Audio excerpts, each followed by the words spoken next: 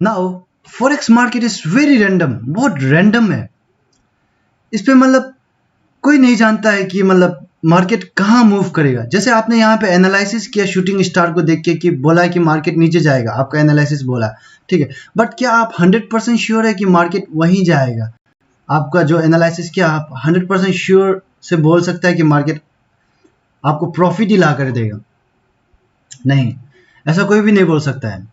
तो क्या होता है, इसलिए हम लोग रिस्क को मैनेज करना पड़ेगा। क्योंकि देखिए, आप ऐसा तो नहीं है कोई भी एक ट्रेड में आप मतलब पूरा 100% आप मतलब आपका अकाउंट का मतलब डाल देगा, ऐसा तो नहीं होगा।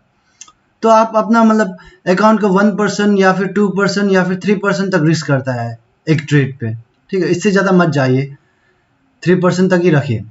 तो इसलिए रिस्क को मैनेज करने के लिए हम लोग स्टॉप लॉस का यूज़ करता है, ठीक है। स्टॉप लॉस जो वो होता है, अगर आप गलत हुआ तो कितना पिप्स जाने के बाद, कितना लॉस करने के बाद आप एग्जिट होना चाहते हैं उस ट्रेड से।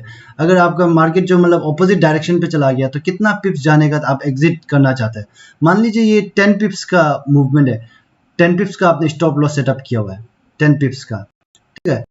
तो कितना पिप्स 10 पिप्स जाने के बाद ये क्या होगा, ये ब्रोकर जो आपका ये ट्रेड को बंद कर देगा, ठीक है। एंड 10 पिप्स का लॉस हुआ आपको, छोटा सा लॉस है, क्योंकि अगर आपने स्टॉप लॉस सेटअप नहीं किया तो शायद 100 पिप्स भी ऊपर ऑपोजिट में मूव कर सकता है, आपका अकाउंट ड्रेन आउट हो रहा है, इज इट।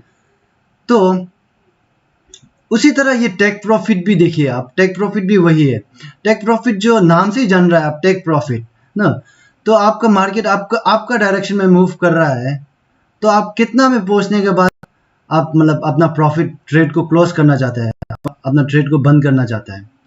क्योंकि ऐसा भी होता है, क्योंकि मतलब आप ट्रेक प्रॉफिट सेटअप नहीं करेगा कि नहीं करेगा तो ऐसा नहीं है कि मार्केट मतलब आप यहाँ डाउन ही मूव करेगा पूरा फॉर एवर, ऐसा नहीं है। क्योंकि ऐसा होता है कि टेक प्रॉफिट अगर सेटअप नहीं करेगा तो मार्केट ऊपर भी जा सकता है ना। आपका लाइक आपने ट्रेड क्लोज नहीं किया यहाँ तरफ में, मार्केट ऊपर जा करके फिर आपका ऊपर जाके पूरा स्टॉप लॉस में सेटअप कर दिया, तो आपका ट्रेड जो विन होने वाला था वो लूज हो गया, इज इट। तो यहाँ पे स्टॉप लॉस देखिए, आपको ट्रेडिंग डालने के लिए आपको ऐसा तो नहीं है कि मतलब आप डायरेक्टली मतलब पैसा डाल देगा, ये डाल देगा वो डाल देगा, तो आपको एक टू लोड साइज में डालना पड़ता है ट्रेड जो, इज इट। तो यहाँ पे अभी आपने 10 पिप्स का मतलब आपका स्टॉप लॉस है, आप बोल रहा है 10 पिप्स का स्टॉप लॉस है, तो लोड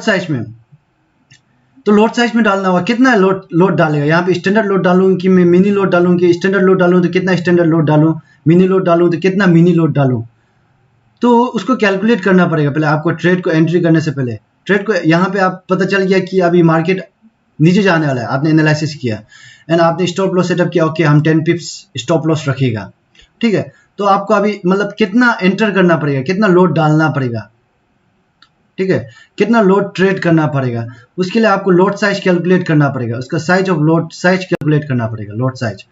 तो उसको कैसे कैलकुलेट करते हैं, जैसे मतलब आपका मान लीजिए,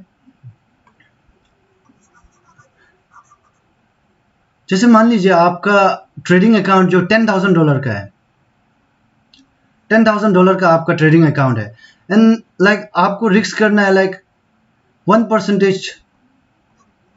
अकाउंट को 1% आपको रिस्क करना है स्ट्रेट पे, ठीक है। तो 1% ऑफ 10,000 इज $100, तो $100 हो गया।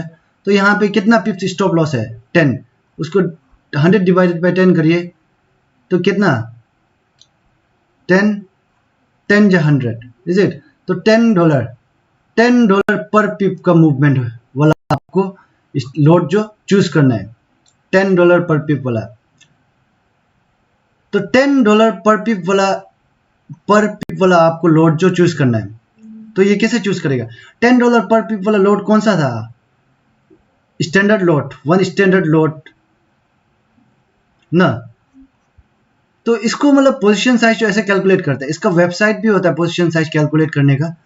क्योंकि ये जो डिवाइड का हमने ये जो आपको बताया, ये जो मतलब आपका यूएसडी पेयर के साथ ही होता है, जो मेजर करेंसी पेयर है उसके साथ ही होता है। जो क्रॉस करेंसी पेयर है उसके लिए थोड़ा सा डिफरेंस है कैलकुलेशन जो, ठीक है।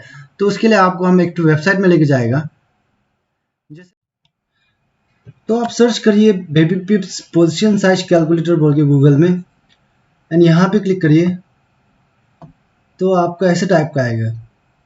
तो position size calculator is very important for risk management. आपका रिस्क मैनेजमेंट करने के लिए बहुत इंपॉर्टेंट है ये जो कौन सा प्रॉपर साइजिंग जो बहुत इंपॉर्टेंट होता है। तो आपको मानिए यहाँ पे देखिए, यहाँ पे कैलकुलेटर, यहाँ पे आपका अकाउंट बैलेंस था $10,000, ओके। यूएसडी रिस्क परसेंटेज, मानिए आप 1% रिस्क कर रहा है, आपका स्टॉप लॉस था 10 पिप्स, तो यूरो यूएसडी पेयर था मानो, तो देखिए 1 स्टैंडर्ड लॉट आपको डालना होगा, ठीक है। ये यूरो यूएसडी के पेयर में, यूएसडी वाला मतलब मेजर करेंसी पेयर में। अभी हम लोग क्या करेगा, वही रखिए, स्टॉप लॉस भी वही रखिए। अगर हम लोग जैसे माने क्रॉस करेंसी पेयर में हम लोग देख रहा है, जैसे यूरो जेपीवाई, ठीक है, तो क्रॉस करेंसी पेयर में थोड़ा सा कैलकुलेशन डिफरेंट होता है। तो जैसे उसमें देखिए डिफरेंट होता है, इसलिए मतलब वो लोग यूएसडी जेपीवाई का आस्क प्राइस मांग रहा है। तो यूएसडी जेपीवाई का आस्क प्राइस डालिए आप, जैसे आप चार्ट में मिल जाएगा आपको। हम यहाँ पे एक तो एग्जांपल के लिए आपको डाल रहा है। तो देखिए आपको स्टैंडर्ड लॉट 1.09 लॉट जो आपको ट्रेड करना है, आपका उस 1% रिस्क होगा उस ट्रेड में। तो इसी तरह से पोजीशन साइज कैलकुलेट किया जाता है। तो now risk to revert, risk to revert मतलब होता है